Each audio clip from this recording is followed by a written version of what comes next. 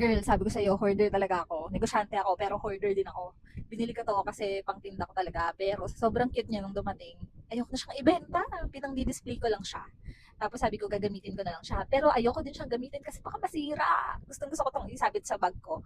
Kaya nga lang, yung inaalala ko, baka masira, girl. Sobrang cute kasi ng mga products talaga ng brand na to. Actually, tatlo yung kulay na to. Kulay.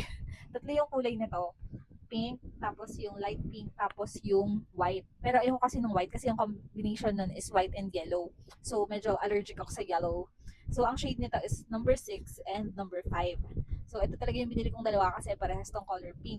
And meron pa akong isang binili. Ito naman siya. Dalawahan naman to pag binuksan mo. Tapos meron pa siyang kasamang ganito. Like, girl, grabe yung atake niya. Ito yung pang, yes. Lip matte din siya. Tapos meron pa siyang pa-keychain na ganyan. Sobrang cute niya. Tapos ang mura lang naman. Kaya sabi ko talaga is pang benta ko siya.